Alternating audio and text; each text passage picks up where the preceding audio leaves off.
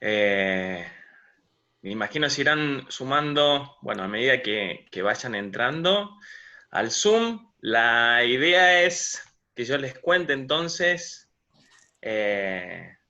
mi experiencia en programas de investigación científica en Antártida, pero también teniendo en cuenta, bueno, que principalmente es un grupo de buceo, así que la idea es que charlemos un poco también de mi experiencia polar, eh, trabajando como buzo científico. Como decía Sebastián, yo soy buzo profesional científico de Prefectura Naval, básicamente porque para poder bucear en Antártida, a través de un proyecto de investigación con el Instituto Antártico Argentino, te piden que rindas esa habilitación.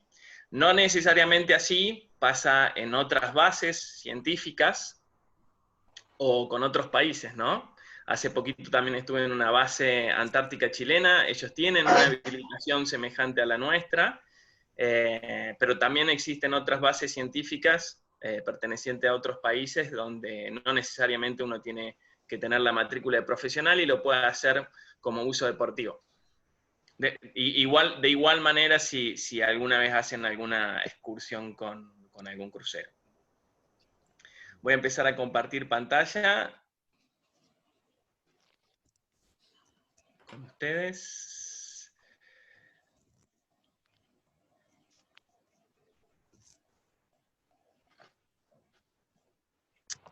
Ahí se ve perfecto.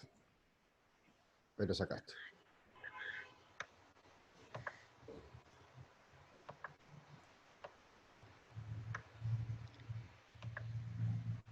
Bien, ¿ahí se ve bien? Excelente. Perfecto. Bueno, la idea entonces es que esto no sea una charla en modo de conferencia, congreso, nada por el estilo, sino que la tratemos de hacer lo más dinámico que podamos, y soy un convencido que este tipo de charlas, lo más interesante surge del ida y vuelta. Entonces, bueno, a medida que le vayan surgiendo preguntas o algún comentario, ustedes lo van haciendo ahí en la opción del chat, y después en algún momento hacemos un parate y vamos contestando las preguntas. Sebastián me las va pasando también a mí. Así que, bueno, le largamos. Como Seba también les decía, yo soy investigador del CONICET. Mi tema de ingreso a carrera de investigador está relacionado con el cambio climático en Antártida. El cambio climático tiene implicancias y respuestas sobre el ecosistema polar. Principalmente lo que yo estudio es Bruno, cómo... Gordi. Eso fue para mí. Sí, por favor, pueden Cómo silenciar los micrófonos. Bien. Cómo el cambio climático tiene una influencia enorme en el retroceso de los glaciares, y cómo el retroceso de los glaciares también tiene una enorme influencia en las comunidades del fondo del mar. Entonces, un poco la charla va a tener al menos tres pilares fundamentales, tres estructuras grandes que están muy relacionados con esto. La primera es, voy a hablar un poco de la Antártida como un ecosistema polar bajo múltiples estresores relacionados por el cambio climático. Estas son las implicancias que les hablaba en el título. Después, cómo el buceo científico significa para mí una herramienta importantísima en los proyectos de investigación que llevo a cabo. Y en la última parte vamos a estar viendo un poco más, de una forma un poco más relajada, un montón de imágenes subacuáticas de este continente tan espectacular. La idea es que estos tres pilares también se vayan interrelacionando, que no sea una charla muy estructurada tampoco. No puedo quizá empezar de otra manera, sino haciendo charlar un poco del contexto histórico y actual del continente antártico. En la primera imagen tienen tres figuras del continente antártico. La primera, la que tienen a la izquierda del monitor, habla un poco de que existen evidencias paleontológicas muy fuertes que hablan de que el clima en Antártida no siempre fue el clima que existe actualmente. De hecho, hasta hace muy poquito se descubrió el primer fósil de una rana, de un anfibio, en Antártida hace 40 millones de años, con lo cual nos habla de una evidencia que existían animales de sangre fría. Se encontraron incluso, bueno, palmeras, helechos. Eso tiene que ver con la ubicación latitudinal que tenía la Antártida hace más de 40 millones de años, y cómo, a medida de que la deriva continental empezó a actuar, fue aislando el continente antártico. En principio, la evidencia sugiere que hace 30 millones de años el continente antártico se empezó a desprender de la última partecita que seguía conectado, que era América del Sur. Esa desconexión generó, lo que podemos ver en el medio, un continente antártico totalmente aislado del resto de los continentes. La distancia mínima que separa la Antártida de otra masa de tierra son 1100 kilómetros, que es justamente a la punta de América del Sur. Eso quiere decir que Antártida hace miles de años que está separado, no solo geográficamente, sino temporalmente. Y Antártida, otra de las condiciones que hacen que sea actualmente el continente, por ejemplo, más seco del planeta, es que lo separan no solo esos 1100 kilómetros de distancia, sino que las plataformas del continente antártico son bien profundas. Eso lo pueden ver en la imagen 3D del medio, que hace que no solo esté aislado espacialmente, sino que esté aislado por una de las barreras biogeográficas, que son barreras que limitan de forma natural la distribución de los organismos, por corrientes oceánicas muy, muy frías. Entonces, ¿qué ha hecho esa separación espacial y temporal tan grande? Es que Antártida hoy tenga uno de las tasas de endemismo más grandes del planeta. ¿Qué quiere decir eso? Que tiene especies que son únicas en el mundo, que solo viven en Antártida, que están altamente especializadas y restringidas geográficamente solo al continente antártico.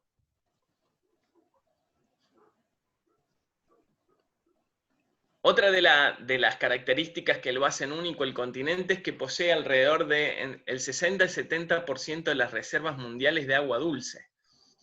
Esto ha provocado que Antártida, en 1960, sea declarada una reserva natural destinada a la paz y a la ciencia.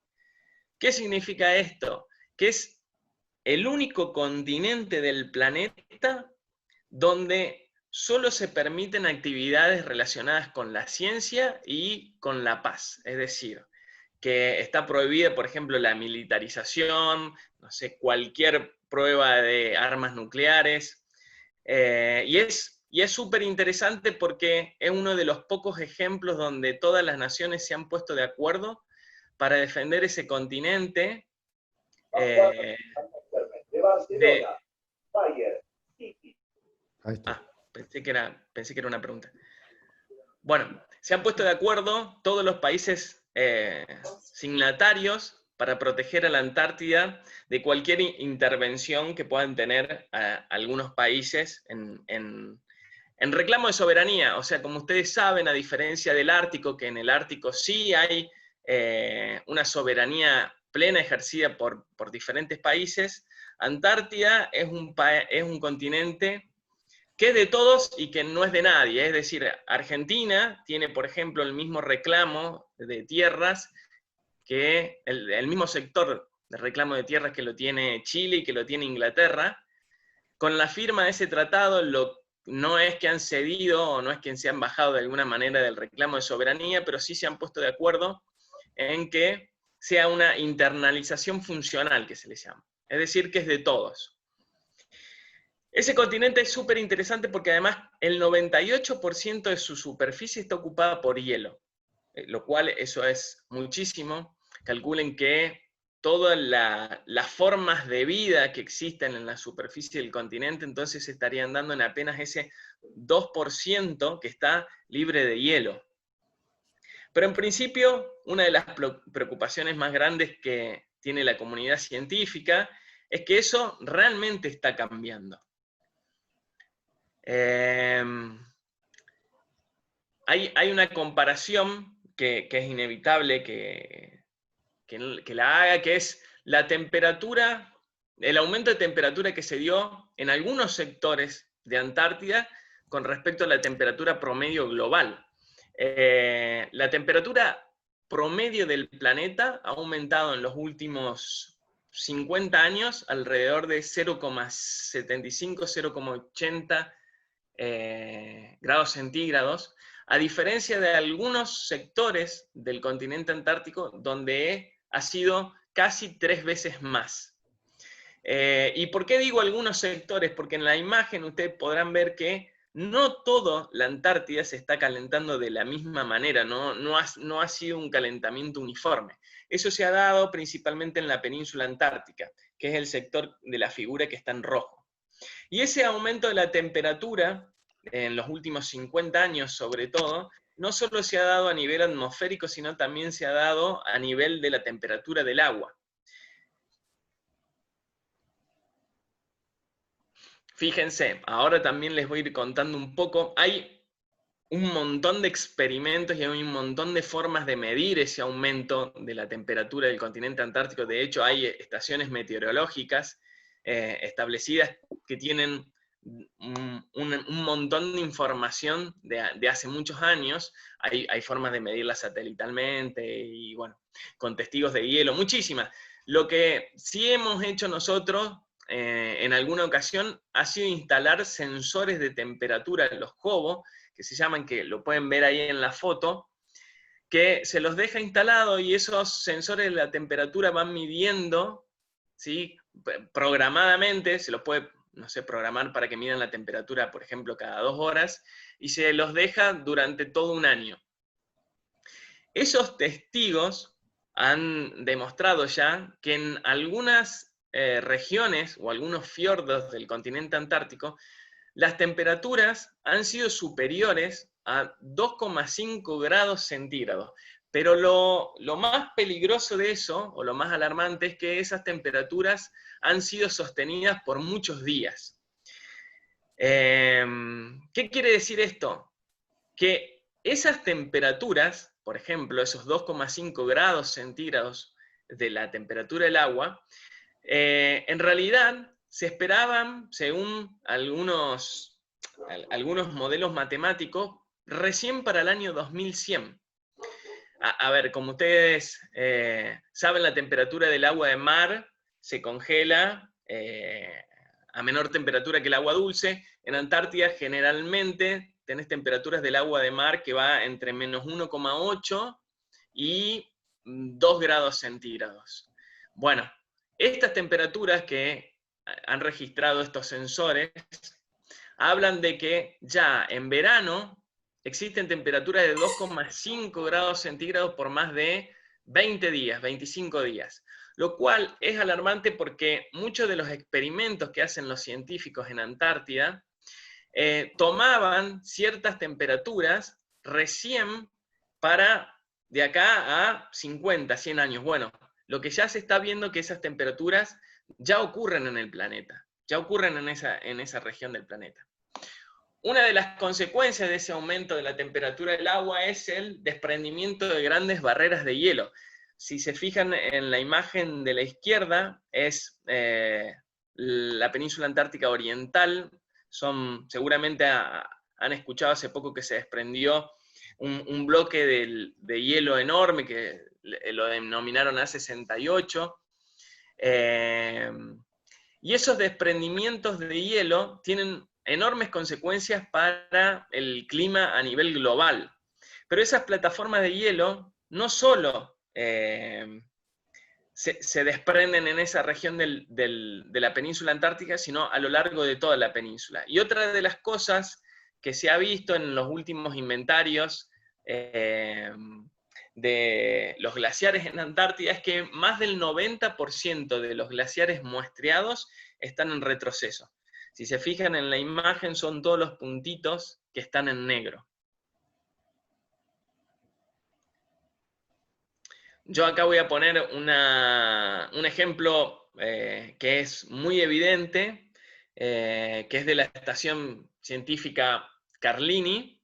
Bueno, en esa época se llamaba Giovanni. Es una foto tomada en el 85. Fíjense que con línea de puntos azules está marcado la línea del frente glaciar. Y como una foto en el 98 nos demuestra que ese glaciar ha retrocedido de una forma muy, muy significativa. Bueno, ese retroceso del glaciar tiene un montón de consecuencias, por ejemplo, en la columna de agua, porque cuando un glaciar retrocede, lo que hace es aporta, por ejemplo, un montón de volumen de agua dulce a la columna de agua, cambiando la salinidad. Otro de los estresores más grandes que existen por este retroceso es los efectos y las frecuencias del impacto del hielo sobre el fondo marino. Esa foto la sacó Jordi Chas, que es un fotógrafo español que trabaja también en National Geographic, en una de las últimas campañas que hicimos con Pristine Sea.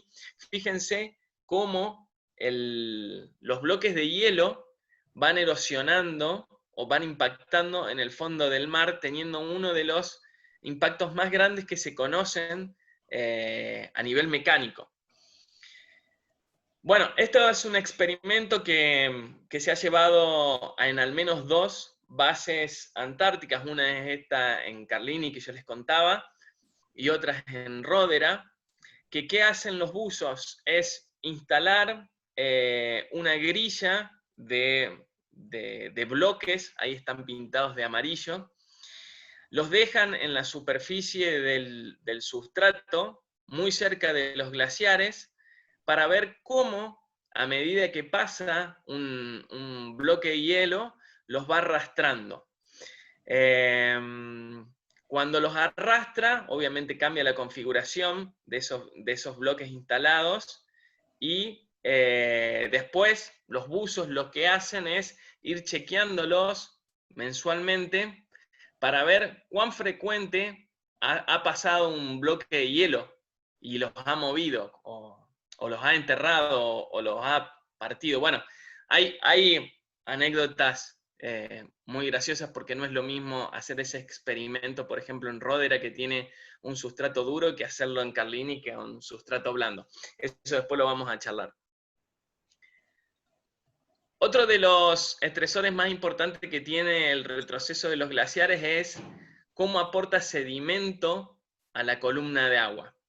Fíjense en la imagen superior, son chorrillos que se le llaman, son como ríos que fluyen, ríos de sedimento que fluyen al agua de mar, y como en la foto más grande se puede ver como ese backcutter, esa nieve que va cayendo, y cómo esa nieve que va cayendo va afectando, esa nieve de sedimento va afectando a los organismos del fondo del mar.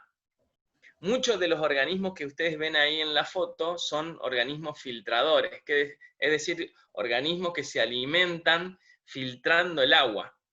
Muchos de esos animales lo que tienen son branquias, por ejemplo como las ascidias. Entonces, al haber mayor cantidad de sedimento en el agua, tienen que invertir mucha más cantidad de energía en limpiar después las branquias, o en hacer una discriminación de lo que es alimento de lo que es el sedimento, ¿no? Bueno, esa es una foto también en Carlini.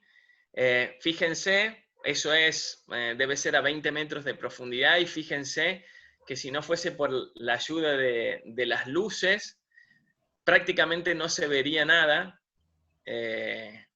y no estamos a una profundidad muy profunda, valga la redundancia. Y fíjense cómo la cantidad de sedimento se puede ver reflejada en el flash de la foto.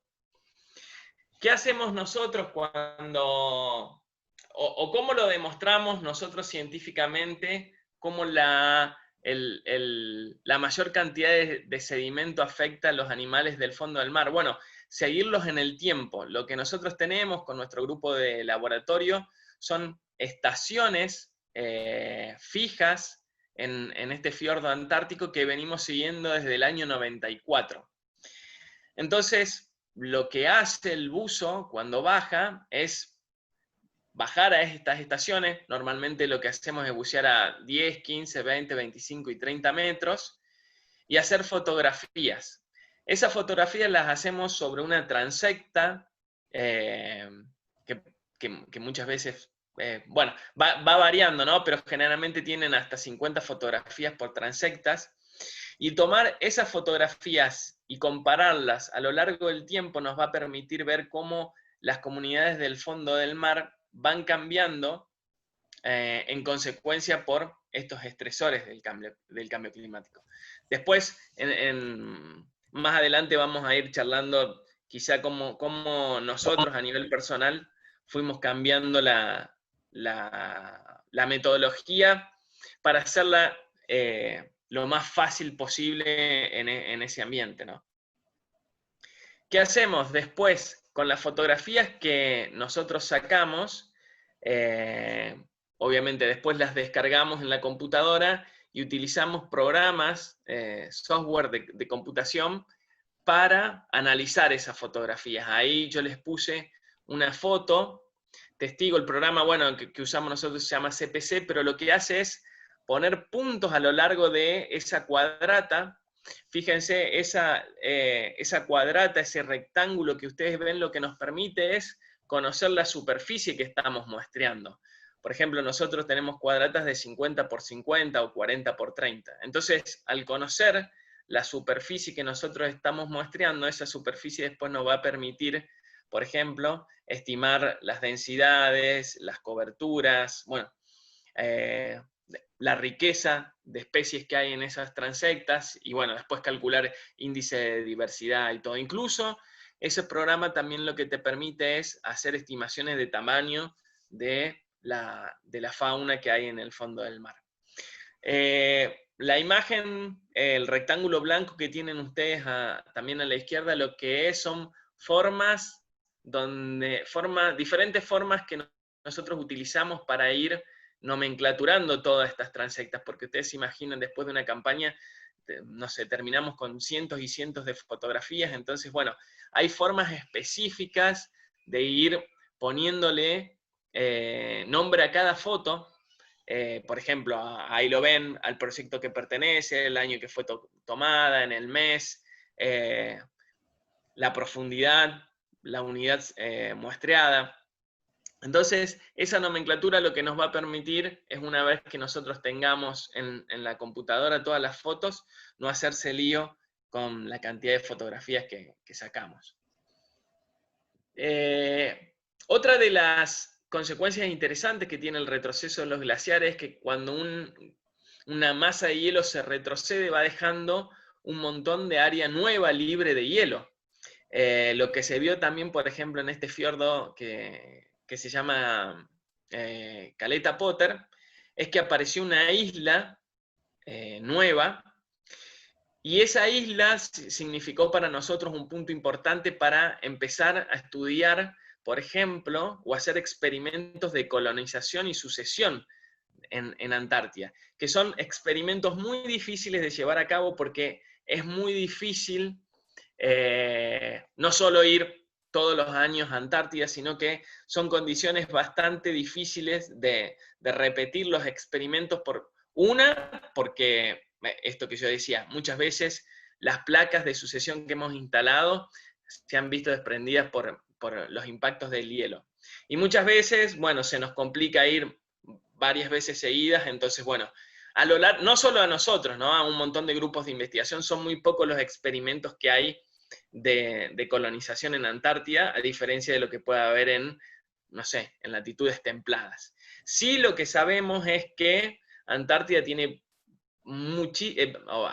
tasas de crecimiento muy bajas con respecto a otras latitudes. Si ustedes, por ejemplo, instalan alguna placa para ver qué especies colonizan primero y en qué tiempo lo hacen, si lo hacen en Puerto Madryn, probablemente en 9 meses esa placa esté llena de bichos. Bueno, en Antártida pueden pasar alrededor de 4 o 5 años y todavía no haber crecimiento.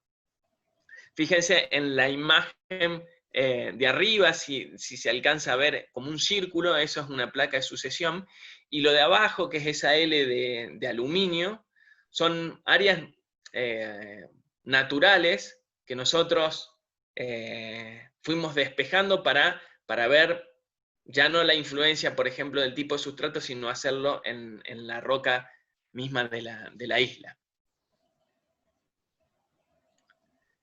Bueno, buceando un poco en el pasado, esto ya es como anécdota y un poco empezando a contarles que no, lejos estamos de ser nosotros pioneros en algo. Esto se viene repitiendo en el continente antártico desde, no sé, desde 1960, al menos sostenido por muchos grupos de investigación a nivel internacional. No es que creo que el primer buceo registrado en Antártida fue incluso bien a principios de siglo, en 1903, 1905, pero eso tenía que ver más con trabajos que se hacían de arreglo de alguna hélice de un barco, de algún rompehielo, arreglo del casco de un barco, o incluso para liberar las anclas de los barcos. Sí, a partir del 60 se empezaron a hacer experimentos de investigación. Fíjense, dos cosas primero. En principio, el buzo que está ahí está buceando con traje húmedo, lo cual yo todavía no me puede entrar en la cabeza. La temperatura del agua de mar en Antártida, en esa parte seguramente es de 0 grados o un poco menos. Y después, fíjense lo que está haciendo, que hoy realmente sería ya para directamente vaya preso. Está sentándose en una esponja, en un hexactinélido, que esas esponjas tardan cientos de años en crecer, o directamente está caminando en la otra foto sobre el sustrato llevando una jaula, que esas jaulas lo que hacen son experimentos de exclusión de depredadores. Se las instala en un determinado parche, se las cierra para evitar que otras especies se coman ese parche y así poder estudiar el crecimiento de los animales sin predadores. Es conocido también, Jacques Cousteau estuvo pero en 1970, 1973, haciendo uno de los documentales de su serie, que lo llamó Tierra y Fuego. Hielo y Fuego, perdón. El presente tiene que ver con... Bueno, yo tuve la posibilidad de participar en 7 expediciones a la Antártida. Les voy a contar la última que hice con el equipo de National Geographic, de Pristine Sea, que es un proyecto, un programa marino que tiene el objetivo de proteger a través de áreas marinas protegidas los últimos lugares salvajes del planeta. Esto ya a nivel un poco más de anécdota en cuanto a experiencias de buceo. Eso fue lo más pro que me tocó en cuanto a equipos. ¿Por qué? Porque tuvimos la chance de usar chalecos calefaccionados, incluso guantes calefaccionados. Fíjense lo que están usando ahí. Ahí pueden ver en el botón de purga que tiene el chaleco seco en el pecho. Salen 2 mangueras. Una tiene que ver con que va conectada a la carga de la batería que calefacciona los chalecos y que calefacciona también los guantes. Fíjense, en una de las mangas está la computadora de buceo y en la otra está las intensidades de calefacción de los guantes. Lo cual eso para mí era... Wow, fue muy pro, digamos, acostumbrado a mis primeras campañas en Antártida de bucear con un traje de neopren pino y muchas veces con filtraciones. Bueno, y esto es lo último de lo último. Ya se están haciendo expediciones a Antártida donde se utilizan rebreathers, y se utiliza también, por ejemplo, argón en el tanque de uno de los tanques de buceo como aislante térmico. Nosotros, a ver, normalmente las inmersiones que hacemos duran entre media hora y 45 minutos, salvo que sea alguna muy específico. Por ejemplo, en estas que instalábamos las placas de sucesión, uno está en movimiento, entonces, bueno, por ahí eso te da más chance de aguantar un poco más de tiempo abajo el agua, pero después de los 45 minutos, la verdad que se hace muy difícil seguir ahí. Por ejemplo, las placas de sucesión había que instalar, había que martillar con el martillo neumático, había que instalar las arandelas, tuercas, lo cual uno va perdiendo sensibilidad en los dedos, en los brazos y se hace difícil. Pero estos tipos, por ejemplo, que están viendo en la foto, ya están haciendo buceos a 50, 60, 70 metros de profundidad en Antártida y que duran aproximadamente 2 horas, 2 horas y media. Yo la verdad no sé cómo lo hacen, digamos. Fíjense, ahí es una foto que ese buzo soy yo. Sí, muy bueno, uno de los descubrimientos que hice hace poquito son esos guantes secos que tienen las costuras vulcanizadas, lo cual te aísla completamente. Uno sale de bucear, que en las manos es donde más calor se pierde, igual que en la cabeza, y uno sale de bucear con las manos secas. Esos guantes se los súper recomiendo. Bueno, ¿qué hacíamos con este equipo de Pristine Sea? Por ejemplo, buceamos a lo largo de 500 kilómetros de la península antártica en un montón de bases o en un montón de sitios que tenían algún interés para nosotros. Y estaba dividido por 2 equipos. Un equipo de buceo científico que hacía estas transectas que yo les estuve contando con anterioridad, y otro equipo que era el buceo el equipo de multimedia, que es el equipo que se encargaba de la captura de imágenes fotográficas o de filmaciones para la elaboración de un documental, para después tener el documental completo para tener más fuerza a la hora de pedir por la protección de este fantástico continente. Fíjense, a mí en estas charlas lo que más me interesa también es ir un poco desmitificar algunos conceptos que se tienen, no solo en cuanto al buceo, sino también con la vida marina. Yo le decía, en Antártida existen más de 8.000 especies que viven en el fondo del mar. Uno quizá, o lo que se imagina en el imaginario colectivo es que bajo el agua en Antártida es tan escaso de vida como arriba, y es todo lo contrario, incluso con lo que tiene que ver con los colores. Existen especies de esponjas que son enormes, que son fantásticas. Esa es una pared también de una isla en una base polaca que se llama Artoski. Fíjense esos jardines verticales, un coral al lado de un coral frío al lado del otro. Bueno, ahí se pueden ver parte de la línea que vamos siguiendo para hacer esas transectas o las planillas que utilizamos abajo el agua para hacer anotaciones. Esa vara de aluminio que me sale de la máquina de fotos es una adaptación de un cuadrápodo. En el extremo tiene una regla de 10 centímetros, con lo cual después a mí me permite también estimar los tamaños. Fíjense, eso, y la imagen que ven al costado, donde ven un montón de erizos, un montón de ofiuras, que son estrellas estas de pata larga. Si alcanzan a ver, también ven latérnulas, que son bivalvos filtradores. Esa imagen no debe tener más de 20 centímetros por 20 centímetros, y fíjense la cantidad de especies que ven. Esta foto se la quería mostrar también porque tiene que ver con una isla volcánica que existe en Antártida que se llama Isla Decepción, que es muy conocida e incluso uno de los puntos turísticos más visitados que tiene la Antártida, porque es una isla volcánica que tuvo un asentamiento de caza ballenera. Allá a principios también del siglo se instalaron varias factorías para cazar ballenas en Antártida, y obviamente ya está todo eso muy abandonado y es un sitio histórico, pero me ha tocado bucear en ese volcán y ver incluso todavía un montón de restos de ballenas, como esa vértebra que ustedes ven ahí en la foto de abajo.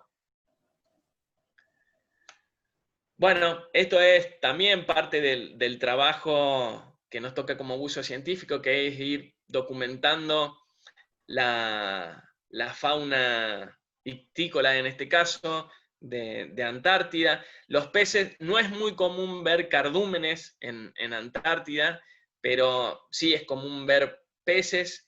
Tienen un metabolismo súper bajo, tienen incluso anticoagulantes en la sangre. Pero bueno, esa te da la chance de poder acercarte como estamos acercándonos ahí y poderles hacerle buenas fotografías.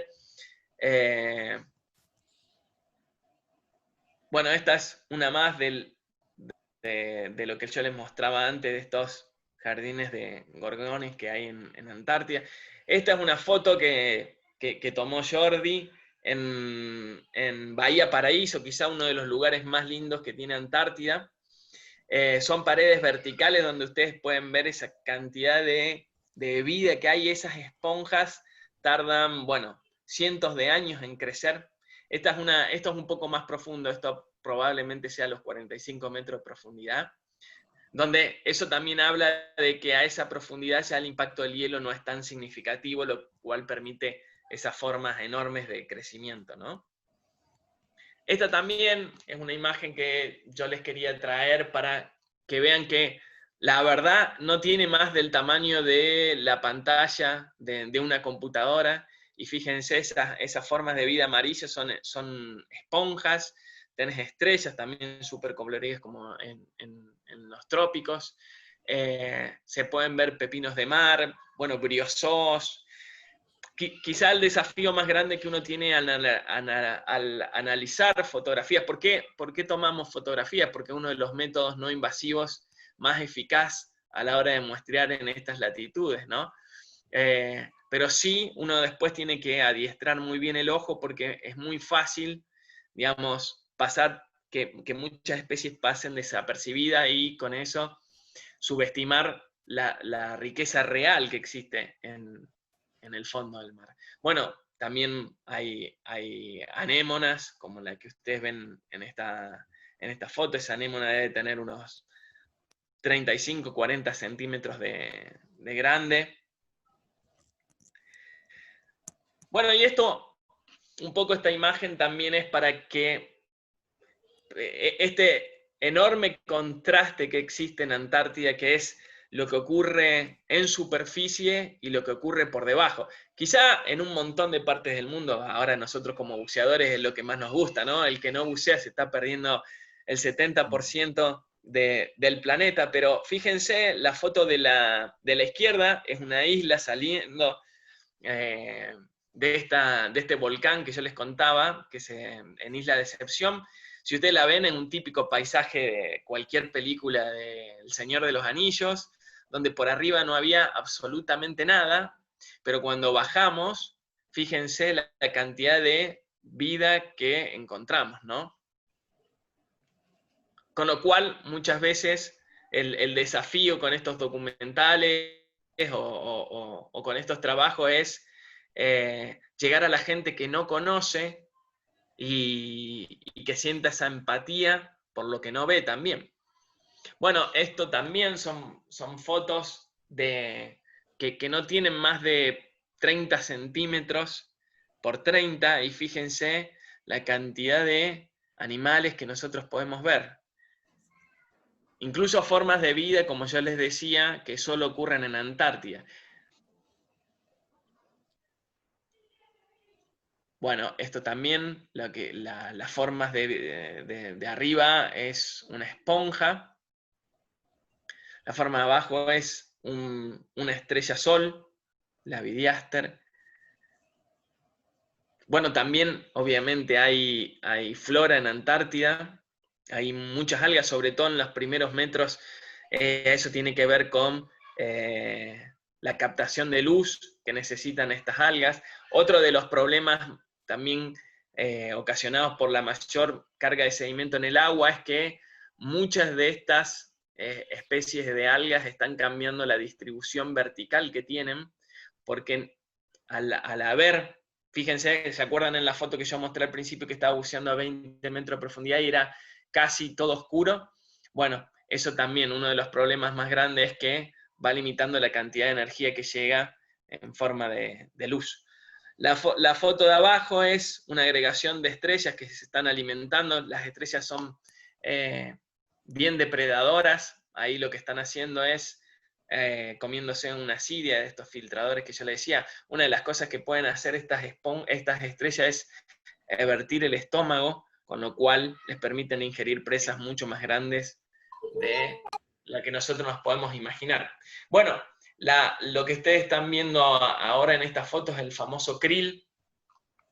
El krill es quizá uno de los organismos más importantes que existen en las aguas antárticas porque pertenece a la base de la cadena trófica de un montón de especies, incluso especies que ustedes ni sospechan como la foca leopardo, que al ser un depredador top no solo se alimenta de pingüinos o de otras focas, sino también el 70% de su dieta está compuesta por krill.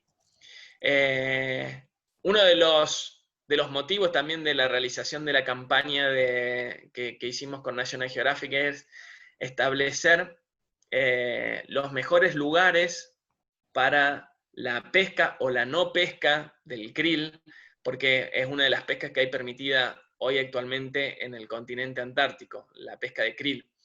Y se ha visto que una mayor presión de pesca sobre este organismo y estas consecuencias que yo les vengo hablando del cambio climático, la distribución del krill ha ido cambiando a lo largo de la península y hoy es mucho más difícil encontrarlo en las partes norte de la península y ha cambiado su distribución y se ha dirigido más hacia el sur.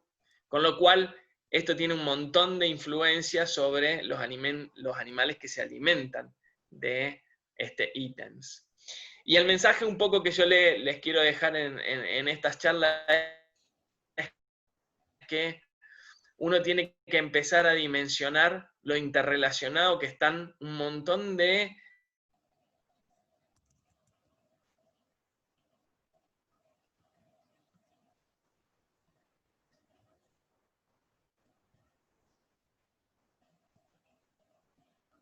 ese hielo forma parte de procesos biológicos muy complejos para la vida marina antártica. Tan complejo que incluso al día de hoy muchos de estos procesos son ignorados por la ciencia. Bueno, acá la idea es a ver si hacemos una mini parada de seguridad de unos minutitos para ver si surgió alguna pregunta o si hay alguien que quiera acotar algo, preguntar algo, lo hagan en este momento. Les dejo acá también mi Instagram, porque muchas de las fotos que yo voy mostrando, también tengo algunas actualizaciones que voy mostrando en mi página de Instagram de las investigaciones que llevamos a cabo. Y al que le interese, seguimos mirando más fotos y les sigo contando algunas anécdotas de buceo. Bien, Cristian, acá te leo unas preguntas que nos han puesto. Te preguntan si han identificado alguna especie introducida en la zona.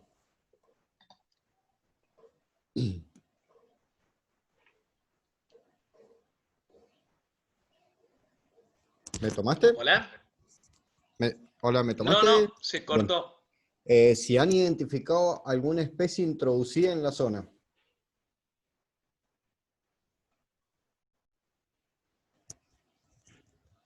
Hola.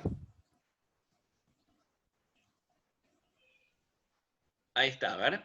¿Ahí me escuchás? No, no te podía escuchar. Ah, Sí, ahora sí. Ahí estamos. Si han identificado alguna especie introducida en la zona, en la Antártida. Bueno, es uno de los temas, un hotspot que se están discutiendo actualmente, porque una de las consecuencias de este cambio de la temperatura en el agua en Antártida puede provocar la invasión de un montón de especies, por ejemplo, que pertenezcan no sé, a latitudes como de Ushuaia, o de aguas subantárticas. Sí, ya se han detectado casos de introducción, por ejemplo, de especies en la superficie del continente, y hace muy poquito ya se han detectado las primeras introducciones de organismos marinos. Todavía no se puede hablar de invasiones concretas, porque para que realmente sean catalogadas como una invasión tienen que cumplir un montón de cosas, no solo como la introducción, ¿sí? Tienen que, por ejemplo, lograr reproducirse y lograr poblaciones estables. Incluso para que sean catalogadas como invasoras, muchas veces también tienen que tener alguna consecuencia sobre especies nativas o alguna consecuencia económica. Pero sí ya se han registrado las primeras digamos, introducciones de especies que no son propias del continente. Bien, Camila te pregunta, ¿el calentamiento no uniforme del continente podría estar relacionado con la cercanía del continente de la península? No, eso a ver, con el mensaje también final, mi idea es que todos entendamos que en biología sobre todo, sí, en biología, es muy difícil respuestas que sean lineales, ¿sí? Muchos de los problemas que actualmente pasan en Antártida son multifactoriales, incluso el cambio climático. El cambio climático, por ejemplo, en Antártida tiene que ver, y con esta regionalización, con esta parte de la península antártica calentándose y parte del continente incluso enfriándose, con calentamientos que se dan en las regiones tropicales. Por ejemplo, parte del enfriamiento se debe al fortalecimiento de los vientos del oeste. Incluso el retroceso de los glaciares no solamente tiene que ver con el aumento de la temperatura del aire, sino, por ejemplo, con precipitación, una disminución de las precipitaciones en décadas anteriores, o el aumento de la temperatura en profundidades medias. Digamos, no, incluso con la dinámica propia de un glaciar, no es tan fácil decir, bueno, sí se debe solamente por el aumento de la temperatura de la atmósfera. Pero sí está claro, y con esto me gustaría también dejar ese mensaje, que ya se comprobó que hay una relación lineal entre el aumento casi lineal entre el aumento del dióxido de carbono y el aumento de la temperatura. ¿Qué quiere decir esto? Que probablemente en Antártida, como hablamos al principio, ya se han registrado temperaturas como las actuales. El problema es que actualmente el cambio de la temperatura se debe a la influencia del hombre. Ya vemos que, por ejemplo, muchos de los registros tienen un punto de inflexión con lo que era antes de la revolución industrial y lo que era después de la revolución industrial. Es decir, que mucho del calentamiento actual que se da en Antártida está relacionado con las actividades del hombre. Bien. Dani Coronel te pregunta, nombraste a los corales fríos. ¿A qué temperaturas se ven afectados por el calentamiento global? Bueno, eso es más a nivel específico, es decir, nosotros hemos hecho incluso experimentos aumentando la temperatura, experimentos de acuario. En estas bases que yo les contaba hay acuarios que simulan la temperatura, funcionan con aire acondicionado, lo cual simulan no solo la temperatura atmosférica, sino también la temperatura del agua. Y lo que se hace es ir variando la temperatura e ir viendo ciertos efectos que se dan a nivel fisiológico, incluso a nivel genético. Se ha comprobado, por ejemplo, que hay especies que se ven mucho más vulnerables a ese cambio de temperatura. Y el problema de eso no solo que puede afectar, por ejemplo, en la parte de locomoción, la parte de reproducción, en la parte de crecimiento, sino que el problema es que uno de los ambientes más estables que tiene el planeta justamente es las aguas que rodean a la Antártida. Hace miles de años que esas aguas están a esa temperatura. El problema es que quizá muchas de estas especies se podrían adaptar a ese cambio de temperatura si fuese paulatino. El problema es que nosotros estamos viendo cambios que esperábamos que se den en épocas, o anteriormente se dan en épocas geológicas, ahora lo estamos viendo a escalas humanas. Entonces el problema es que esas especies no alcanzan a adaptarse a ese rápido cambio de temperatura. Bien. ¿Existe en estos momentos, un depredador que esté destruyendo alguna especie en especial?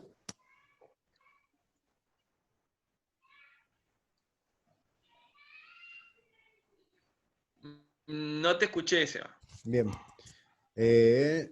¿Existe en este momento un depredador que esté destruyendo alguna especie en especial? ¿Ahí me tomaste bien? Que esté destruyendo alguna especie en especial. En especial. Uh-huh. Bueno, esto pasa a nivel, digamos, planetario, no en específico en Antártida, ¿no? Sí, uno de los problemas más grandes que puede llegar a tener la introducción de las especies que nosotros hablábamos hace un momento es que muchas de esas especies que se introducen no tienen un depredador natural en Antártida. Entonces, el problema más grande que puede llegar a pasar es eso, ¿sí? Que se introduzca, por ejemplo, hay unos cangrejos que no... En Antártida no existen cangrejos como decápodos. Entonces, a ver, como las centollas. Son muy parecidos a las centollas. No hay en Antártida. Y ya se ha visto cangrejos muy parecidos a profundidad que están llegando en Antártida. Si esos cangrejos, por ejemplo, llegan y se instalan y tienen poblaciones reproductivas eficaces y todo eso, puede ser que hagan destrozos porque hace cientos de miles de años la fauna en Antártida está adaptada a convivir sin ese tipo de depredadores. Entonces, esa introducción sería terrible porque esos cangrejos no tendrían depredadores naturales. Bien, Cristian, ¿querés que continuemos y después seguimos leyendo? Bueno, dale. Dale, genial. Fíjense cómo ahí estoy compartiendo. No. Ahí ven mi pantalla. No. A ver.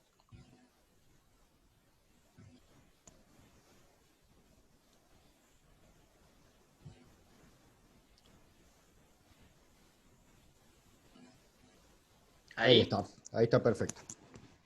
Bueno, a ver, esto ya a nivel un poco más de anécdotas. En una de las campañas me ha tocado, por ejemplo, que el jefe de buzos nos sugiriera, para decirlo de alguna manera, paradas de seguridad a 3 metros. O a 5 metros, dependiendo del oleaje. Bueno, eso es todo un tema, ¿no? Usted como buzo es interesante ponérselo a pensar porque el problema más grande que implica bucear en Antártida es la pérdida de calor, por supuesto. ¿Eso qué significa? Que muchas veces nos toque hacer tareas que son sencillas, como un nudo, como atar mosquetones, como esto, la instalación de alguna placa o incluso sacar fotos, y que a medida que pase el tiempo se complejice la acción porque uno va perdiendo un montón de sensibilidad. Entonces, en los últimos momentos, después de estar 40 minutos, 45 minutos buceando, hacer una parada de seguridad de 3 minutos es realmente discutible, digamos. Así que bueno, después lo charlamos para los que estén a favor y los que estén en contra. Eso, bueno, eso es una... En la base chilena que yo les contaba, la base Yelcho, uno de los experimentos que nosotros hacíamos es cómo los diferentes ángulos de inclinación del sustrato pueden ser más o menos impactados por esos bloques de hielo. Fíjense, la base es lo que se ve ahí de naranja, el edificio naranja, y la pared que baja de esta base era muy vertical. Entonces, bueno, ahí teníamos experimentos para ver la fauna que crecía en esas paredes verticales y cómo se diferenciaban en, por ejemplo, en sustratos que están con una inclinación menor al 10%. Bueno, es esa misma base. Estas son bases que se instalaron, por ejemplo, en 1970. Fíjense, está casi metida en una colonia de pingüinos. El paisaje es hermoso, es increíble, sí tiene sus complicaciones al ser al haber estado instalada, digamos, en una zona tan rocosa y tan alta, se complicaba a la hora de la maniobra con los botes, ¿no?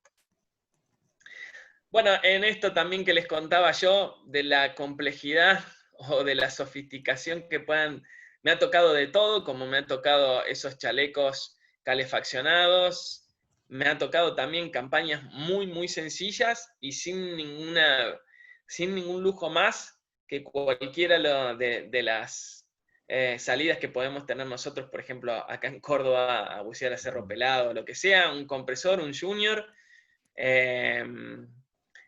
cargando los botellones, obviamente teniendo en cuenta el porcentaje de humedad y toda esa historia, pero es eso, simplemente a veces éramos, en esta expedición, en esa base éramos 14 personas, lo cual era muy poquito, y 3 éramos solo buzo nada más, así que teníamos toda la disponibilidad para nosotros mismos, y súper sencillo, así se terminaba un buceo. Normalmente hacíamos 2 buceos por día. Antártida te permite eso, tenés la libertad de moverte y no vas a tener ningún problema con la luz en los meses de verano. Es lo mismo bucear a las 8 de la noche que bucear a las 3 de la tarde, así que nada, los días se hacen largos y lo único que tenés que hacer es trabajar, así que no hay problema con eso. Quizá lo más, lo más difícil de llevar no es solo la media hora, los 40 minutos que uno está bajo el agua, sino toda la maniobra. Muchas veces los sitios de buceo quedan a mucha distancia, con lo cual uno ya empieza, bueno, a sentir el frío en el bote.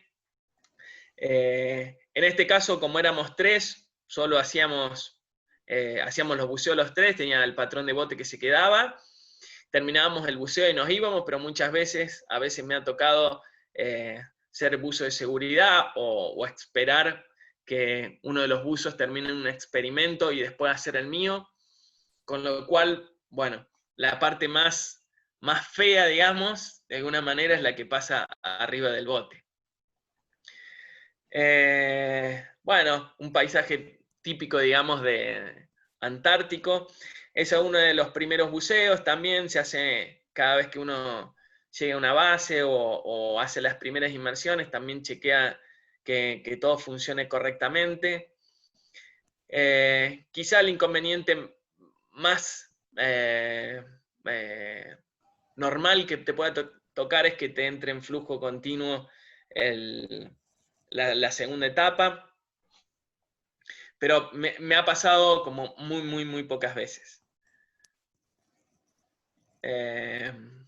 Bueno, también el mismo equipo de buceo.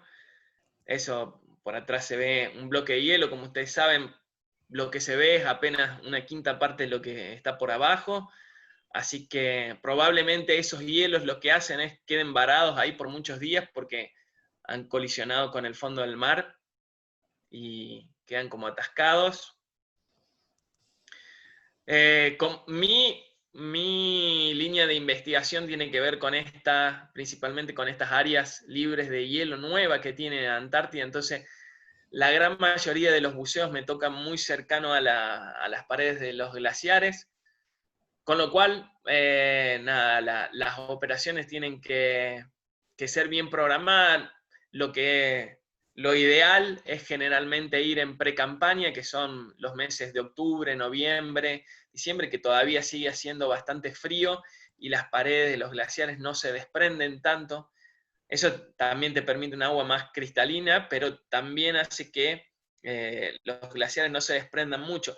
Cuando cae una de las paredes, realmente es bastante peligroso porque saltan muchos bloques de hielo, muchos pedazos de hielo y a una velocidad increíble y alcanzan muchos metros de distancia. Bueno, esto era por ejemplo, una maniobra típica de las que hacíamos. Por ejemplo, yo iba marcando esa transecta con fotografías. A mi costado hay un buzo con una bolsa colectora porque muchas veces hay especies que nos interesan en particular para hacer algún experimento en acuario o para averiguar qué especies son porque no lo sabemos, o para hacer estos seguimientos que hacíamos, que yo les contaba, con tasas de crecimiento o estudios fisiológicos o genéticos para ver cómo van variando con los aumentos de temperatura. Y después también uno de los buzos va probablemente, acá iba siguiendo el rumbo, porque estas transectas tienen que ser, por ejemplo, paralelas a la costa, entonces él el que va llevando el rumbo o el que va llevando el profundímetro, con lo cual yo solo me tengo que concentrar en las fotografías. Bueno, muchas gracias. Quedo entonces conectado para cualquier pregunta que surja. Bien, Cristian. Acá José te pregunta de cuántos grados de diferencia estamos hablando entre los extremos. Los extremos de... Calculo Antártida. José, si podés reafirmar la pregunta, por favor. Después Sofi Venegas te pone muchísimas gracias, hermosa la charla. Saludos desde Bueno, Puerto Pirámide. qué grande, bueno, muchas gracias. Lenin Aponcio desde Venezuela te pone excelente charla. Imágenes impresionantes. Lamento tanto daño el que se le está haciendo al mar Antártico.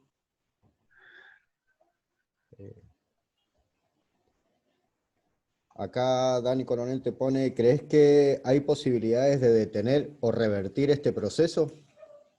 Muy buena pregunta. Sí, muy buena pregunta. Sí, hay varios escenarios.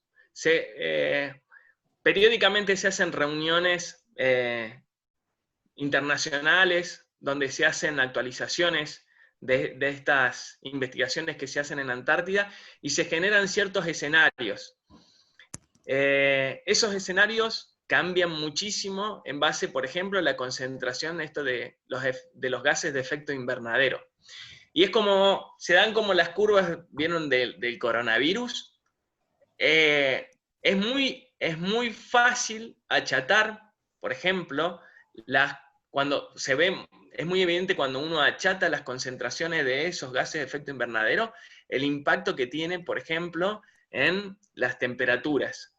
Entonces, uno de los desafíos más grandes que tenemos es empezar a utilizar energías limpias para disminuir esa cantidad de gases de efecto invernadero que estamos todo el tiempo, digamos, aportándole a la atmósfera. Pero sí, no, es más difícil revertirlo, por supuesto, pero es mucho más fácil amortiguarlo. Tener estrategias como para que el impacto sea mucho menor. Bien, acá Diego te pregunta, ¿cómo es el proceso para ir a una campaña? Bueno, el caso mío en particular, yo soy investigador del CONICET, entonces estoy como relacionado al Instituto Antártico Argentino, y es el que, digamos, tiene las plazas disponibles para investigación. Actualmente, el turismo en Antártida ha crecido muchísimo, muchísimo. Sigue siendo muy costoso, es bastante caro hacer una expedición a la Antártida, pero no es lo que era hace unos años. De hecho, era muy evidente antes el turismo estaba solo como reservado para gente mucho más grande, gente que muy pudiente y que había recorrido todo el planeta y solo le quedaba su último puntito. Y hoy eso va cambiando y ya ves como mucha gente más joven, gente como aventurera, no solo en cruceros, sino también las veces que me ha tocado estar ahí por 3 o 4 meses, he visto muchísimos veleros, incluso veleros que van y se quedan todo el invierno, ¿no? Entonces, nada, hay una nueva tendencia también a algo diferente en cuanto a expediciones, no solo en barco, sino también uno puede acceder en avión, ¿no? En barco tenés el cruce del Drake, que, bueno, te puede tocar bien como te puede tocar mal, y cuando te toca mal la pasás realmente mal, la pasás feo, feo. Entonces, en barco son 2 días y medio saliendo desde Ushuaia hasta los primeros lugares de la península antártica, y en avión probablemente sean 4 horas, 5 horas nada más. Así que bueno, son dos cosas distintas. Así que bueno, depende de cada uno lo que le guste más, ¿no? Bien, acá pone Renato, me mató el nombre de la embarcación.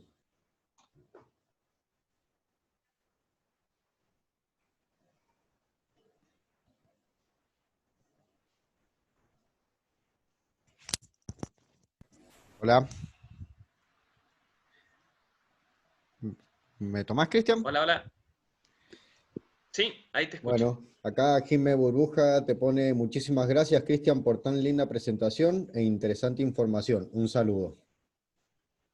Hola, Jime, ¿cómo andás?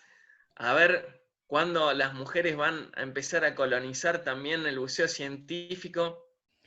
Acá tenemos, Y- para una de las charlas, tenemos también una colega tuya que va a hablar. Bien, bien. Sí, Eh, a mí compañeras de buceo en Argentina no he tenido la suerte, pero sí, por ejemplo, en proyectos de investigación con un equipo alemán, o con un equipo chileno, hubo buzas científicas. Así que bueno, vamos por eso, vamos a... Tal cual. Bueno, acá tenés muchísimas comentarios de felicitaciones. A ver,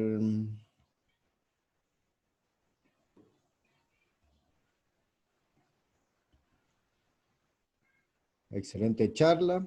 Muchas gracias por la charla desde Uruguay, te ponen. Desde Puerto Madryn te están siguiendo. Qué bueno, qué bueno. Venezuela.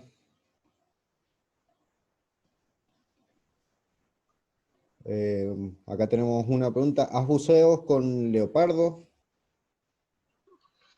Sí, me ha tocado alguna vez. Creo que es una de las cosas también que a mí me gusta desmitificar. Eh, Obviamente se trata de un depredador top, digamos, vendría a ser el análogo al oso polar en el Ártico.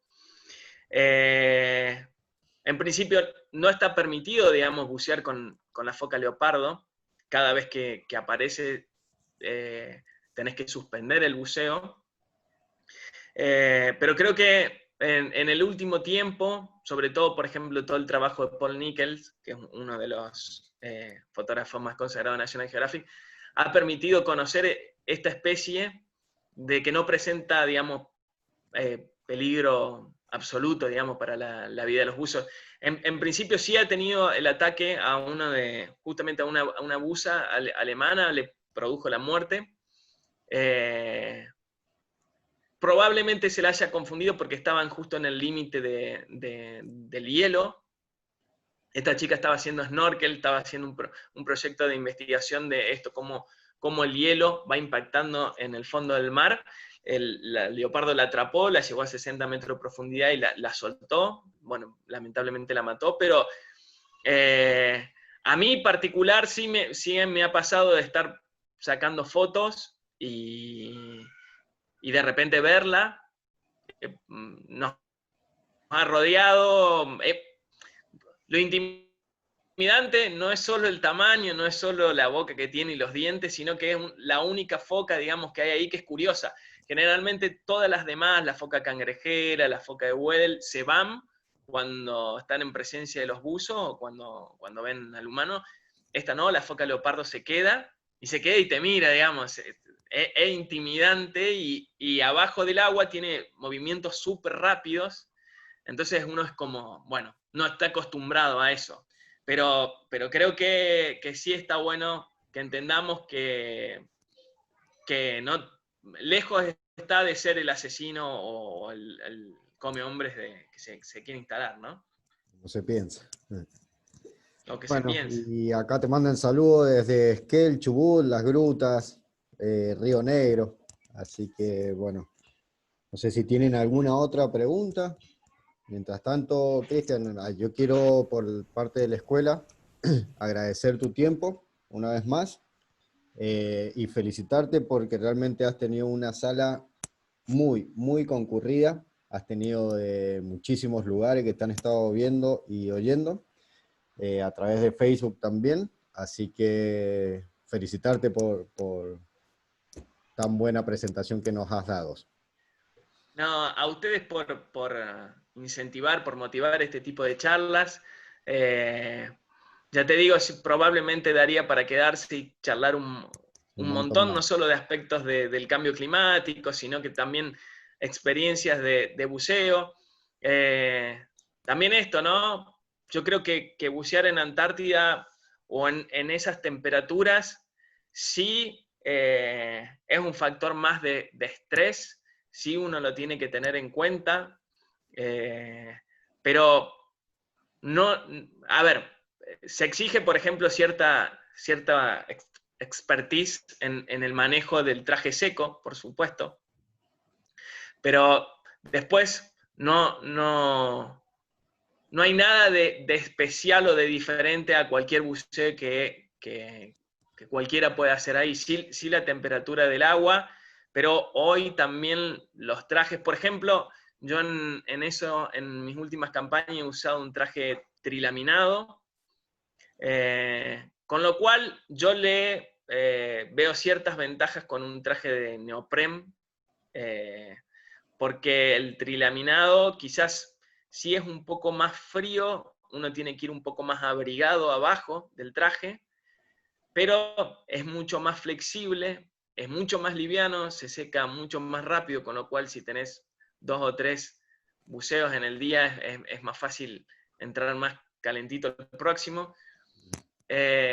Los guantes, que ya te digo, hoy incluso esos chalecos calefaccionados que vienen, igual que los guantes. Bueno, ni hablar si podés usar, no sé, argón como gas aislante. Bueno, Aislar. hay un montón de avances tecnológicos que hoy nos permiten esto. El uso de rebreathers. Hoy yo imaginarme que alguien pueda estar a 0 grados, menos 1 grado durante 2 horas, me parece imposible, pero eso ya está pasando, digamos. Bien. Bueno, Cristian, hacemos una última pregunta, así te dejamos descansar. Pedro te pregunta, para que se me salió.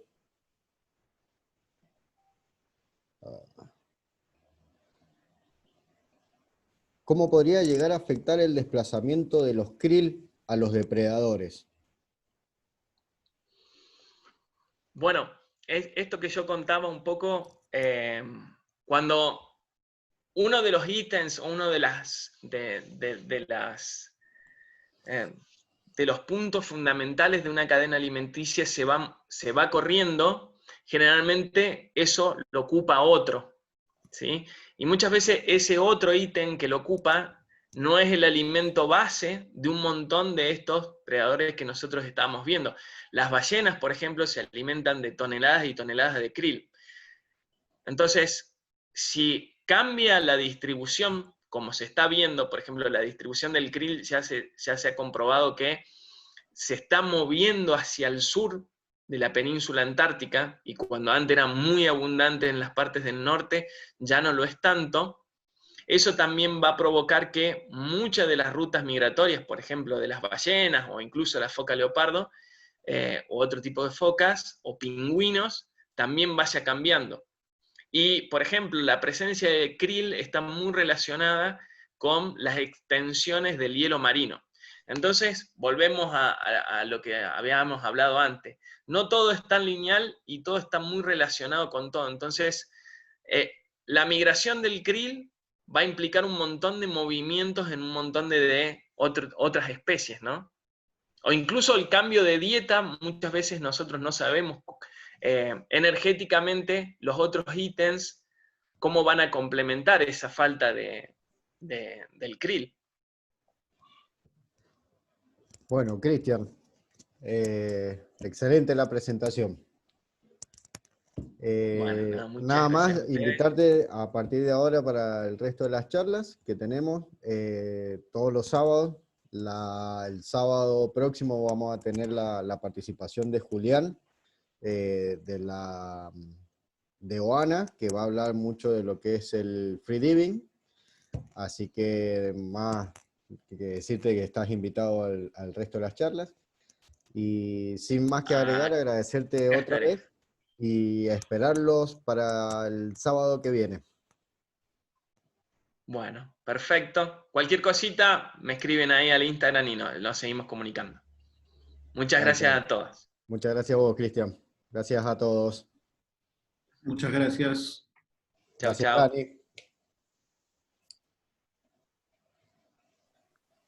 Chao, Gracias, gracias. gente. Buenas noches. Hasta Chao, chao. luego. Gracias.